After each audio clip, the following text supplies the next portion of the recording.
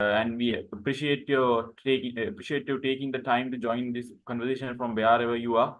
So throughout the today's session, feel free to participate by sharing your thoughts and questions in the chat or comment section.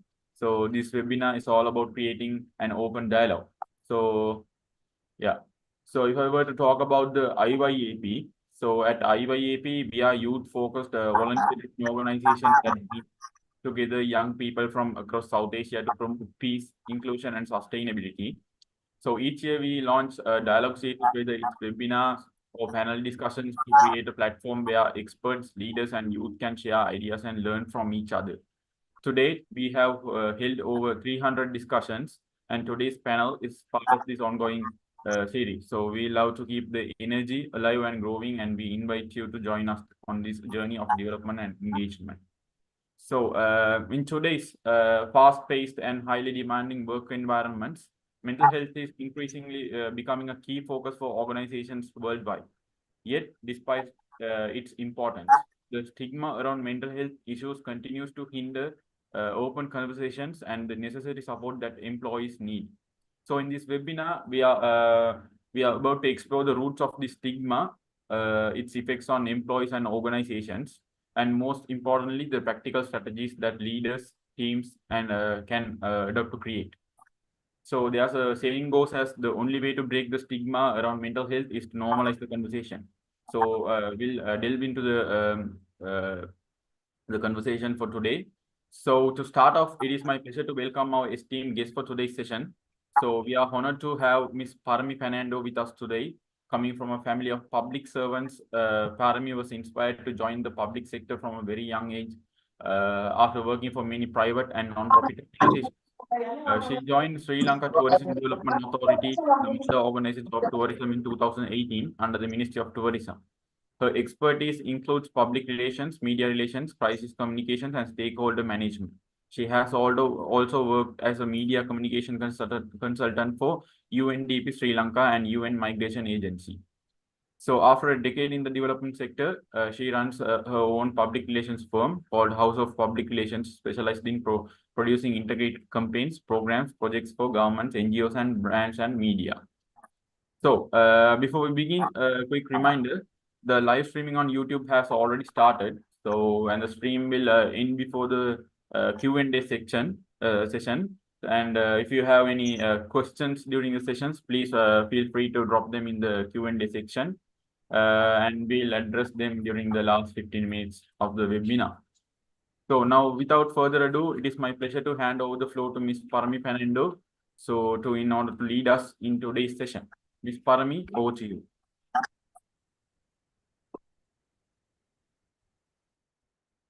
Thank you, Abhilash. Thank you, IYAP, for having me with you. It's an honor and a pleasure to be here with you. Also, for everyone, happy World Mental Health Day to everybody. Let's dive into today's conversation, breaking the stigma of mental health of workplace, a very upcoming topic in today's day and age. Let's first dive into know what is a stigma, this word. So if you Google, it says it's a mark of disgrace associated with a particular circumstance or a person, like a shame. So if you see in the present, there's a lot of shame involved in having, if you say that there's a mental health problem, people view you as people tend to view it as a shameful thing. So in the past decade, in the last 10 years, actually, the concept of mental health has really emerged globally due to COVID-19, people leaving jobs, toxic jobs, or even committing suicide, and many other reasons. Even today, if you take, this is mainly in developing countries, the amount of importance given to mental health in workplace is comparatively less than the importance given in developing countries, because they're very vocal about it. If you say you have depression or anxiety, there are ways the workplace have uh, there are ways to cope up with them. They have implemented strategies. So when we go into a work, they expect us to just work, work, work. So workplaces also need to have the understanding, I think, first and foremost, that we all come from different backgrounds, different circumstances, and be very mindful and extend empathy towards all the employees. That's, I think, one major thing that we all have to be very aware about. And second is have an open mind, open culture where mental health is not viewed as a taboo topic, but create an environment where they can express themselves freely. Um, Yes. Okay. For example, if you say you're struggling with depression, well, the first step I think towards breaking the stigma on mental health is being aware by yourself and be open in the workplace and be confident enough anxiety and things like that. So there could be people to support you rather than looking down on you. Uh, Sadly, I think corporate have to really work on this because the corporate culture is very fast paced. They don't have time to, slow down and, just give a moment to the employees to think, are you okay? And so on. And when you focus on work, sometimes you tend not to see someone struggling with it since you're so absorbed in your life as in your work environment. But observing your colleagues, keeping an eye on them can be really helpful for someone struggling with mental health, especially supervisors. Um, that's very important as I think managers you could observe your team members and care towards them.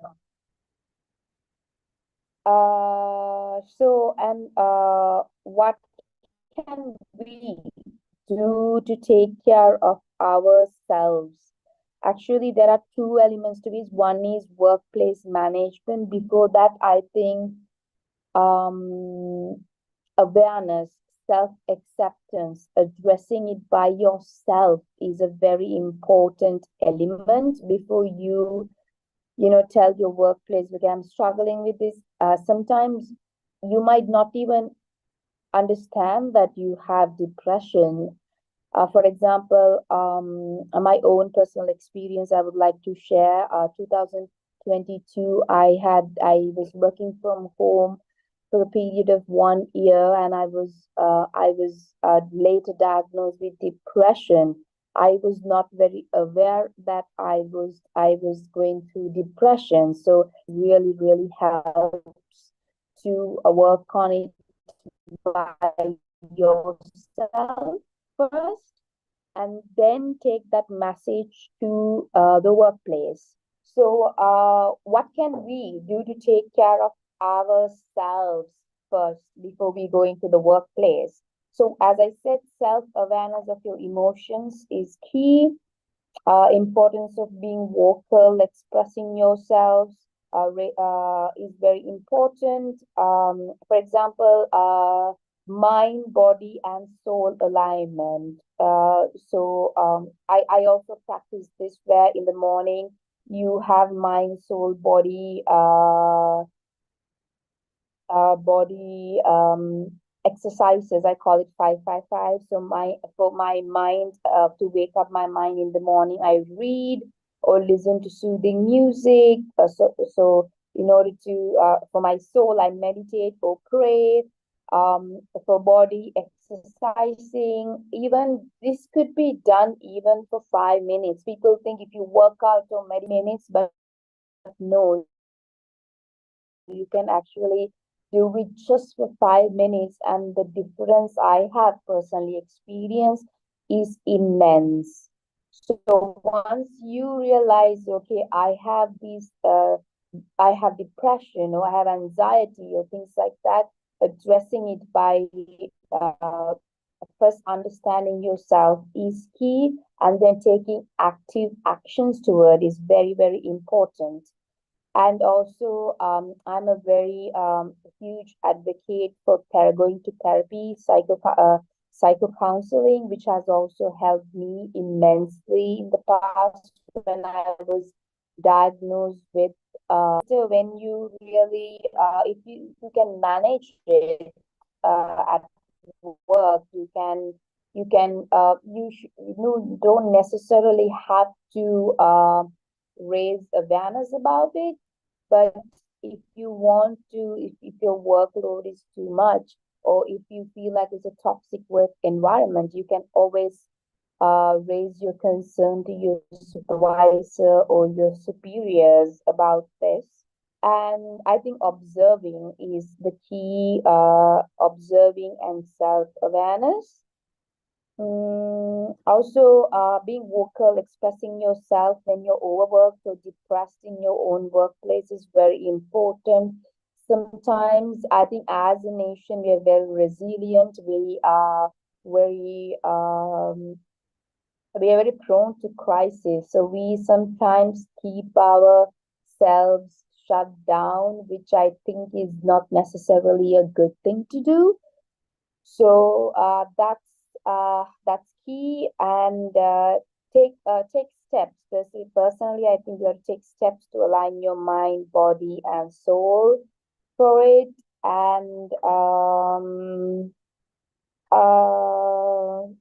so also, I would like to emphasize on something that is very upcoming: hidden ADHD, attention deficit hyperactive disorder, which leads to a lot of people to procrastinate. Procrastination is also a serious, it's not a mental health issue as such, but ADHD can lead to procrastination. And a tip that has also a tip that is work rule, work starter, where you can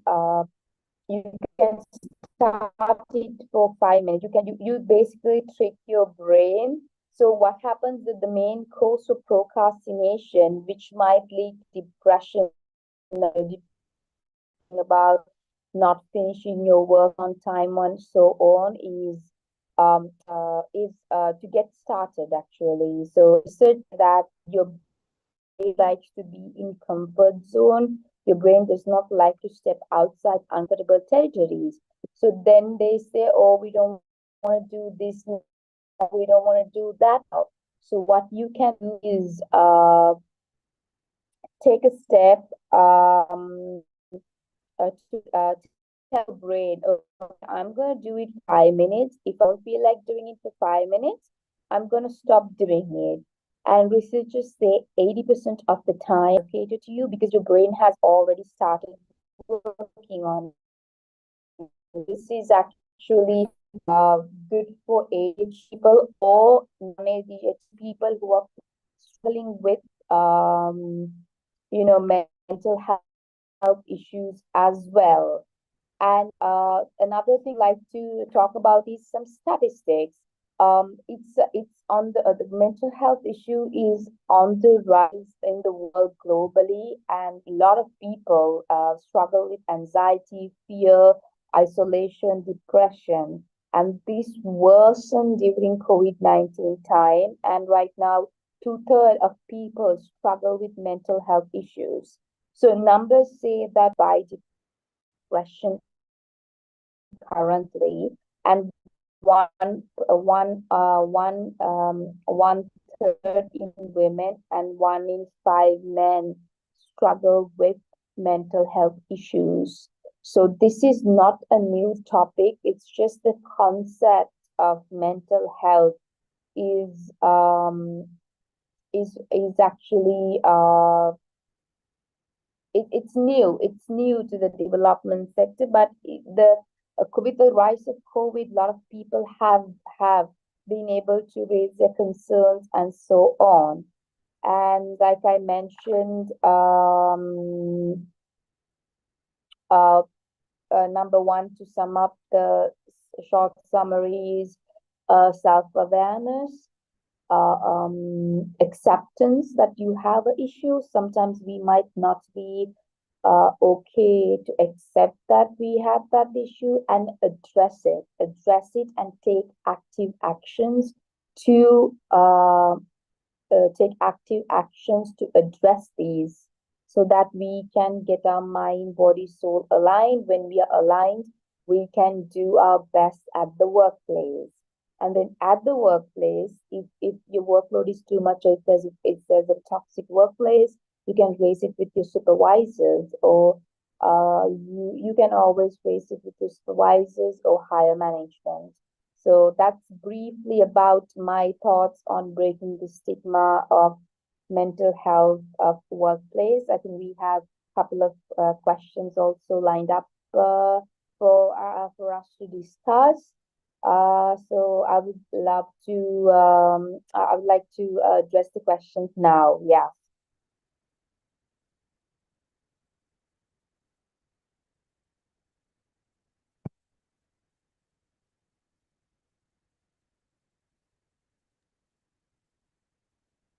Yeah, thank you so much, madam, for leading such an engaging and impactful session on mental health stigma.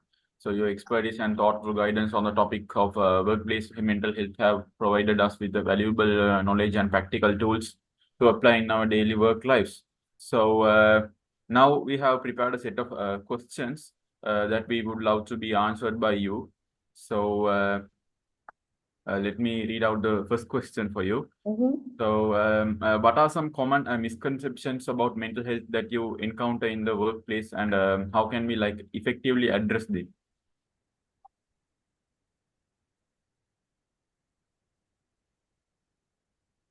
Okay.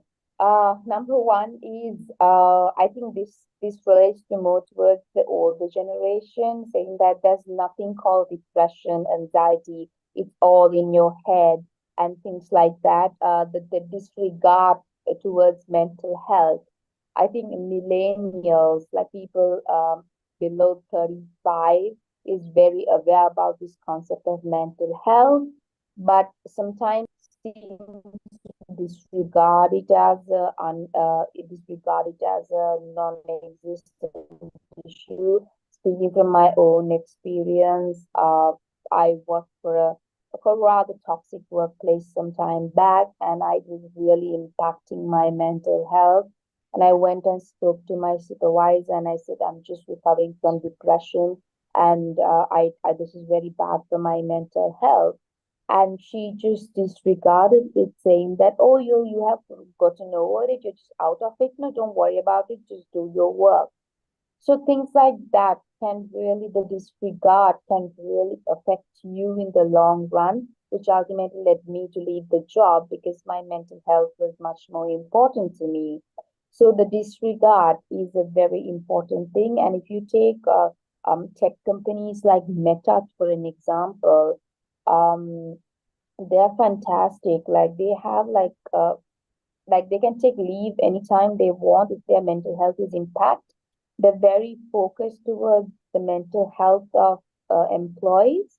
So you can, I heard from one of my colleagues, former Meta employee, that you can definitely take leave, any amount of leave that affects your mental health. So that's one of the main things, disregard for mental health as a non-existent issue. That's been a challenge as per my view. Yeah, ma'am. Thank you so much for your clarification, ma'am. So the next question would be, can you share strategies that organizations can implement to build more supportive environment for employees dealing with mental health challenges? So if you would love to share your thoughts on that.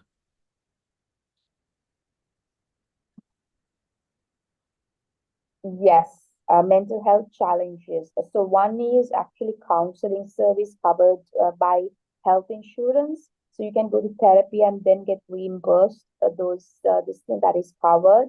Having an in-house counselor to go and talk to, or like a mental health champions or mental health clubs and occasional wellness programs like Spa Salon does mental health wellness programs, or actually fitness clubs, for an example, is a very upcoming thing where people can participate in, gather together and work out and get that dopamine hit running.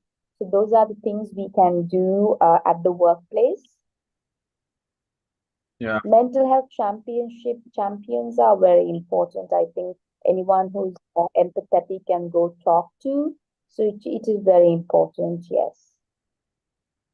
Yeah, ma'am. Thank you so much for your answer, ma'am. And the third question would be, how can employers promote mental well-being among their staff, and what role does leadership play in fostering a culture of openness regarding mental health?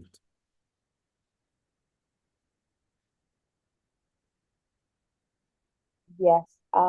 This is a bit tough when it comes to the older generation and the new generation, because if you take a workplace, the old generation always tries to, dominate the young generation, and this is my personal experience. So we've had the toxic workplace I work for had plenty of mental health awareness. They had insurance cover. But if you don't change your mindset, it doesn't matter how many workshops you do, how many mental health awareness, how many clubs you start. It all starts with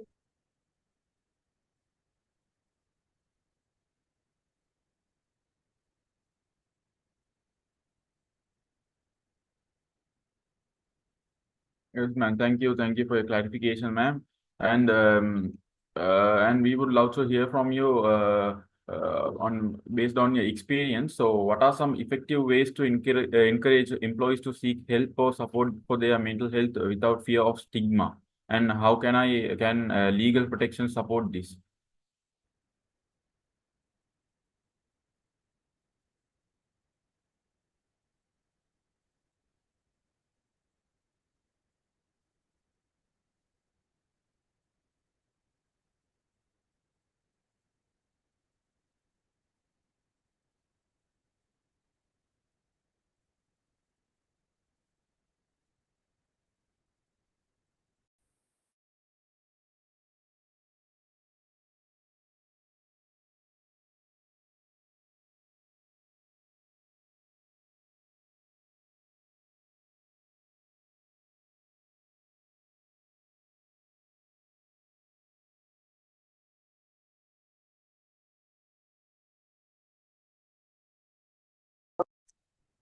hello. Can you hear me? Sorry, my connection just hello. Yeah, ma'am. We can hear you. We can hear you. Do I have Yes. to repeat the question? No, as I mentioned, I think it's all about having an open mindset, especially among the generational gap. So if we can address that, I think we can really work towards the mental health. Yes. Also. Yes, ma'am. Yes, thank you. Thank you so much, ma'am. And since you had a connection problem, I would like to repeat the fourth question for you. So, based on your experience, Yes. what are Yes. some effective ways to encourage employees to seek help or support for their mental health without fear of stigma? And how can legal protection support this? Okay, so legal protection seems to be less in this scenario in Sri Lanka. If you take, nobody has sued, and I think I haven't really come across cases of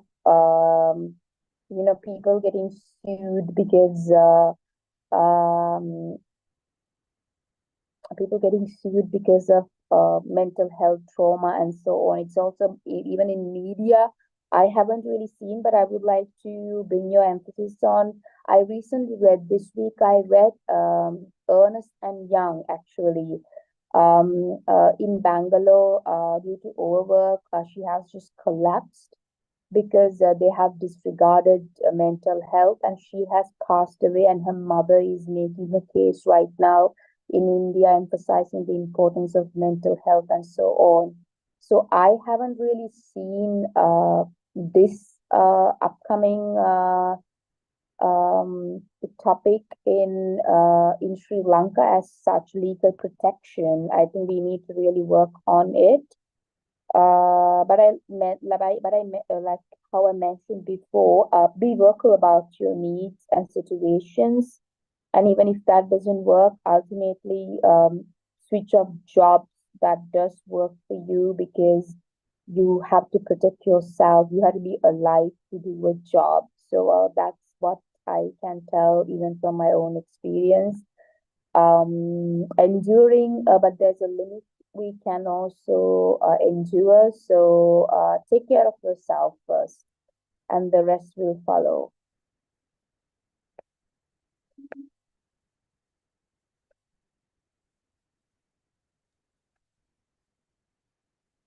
Yes, ma'am. Thank you so much. That was so insightful.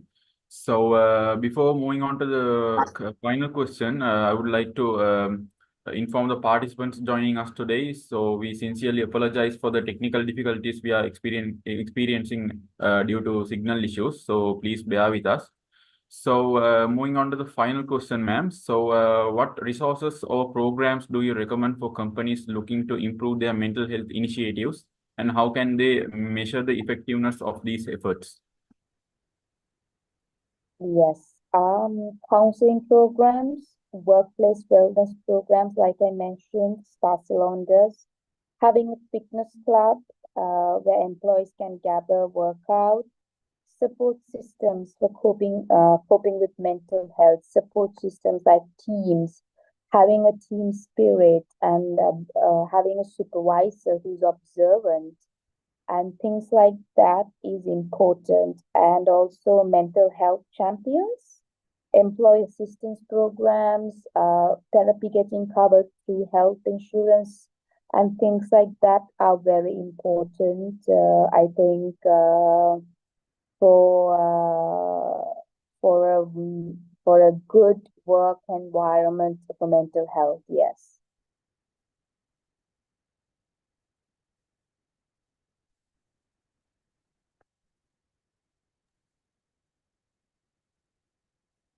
Yeah, ma'am. Thank you for your thoughtful and engaging clarification, ma'am. So your insights have shed light on key aspects of mental health in the workplace. So, and we appreciate your clarity and in-depth you brought into this conversation. So, before we move on to the next session, which is the Q&A, so I need to inform the participants who are joining us from YouTube. So the live session will end now, and thanking all the participants who joined us from YouTube. So now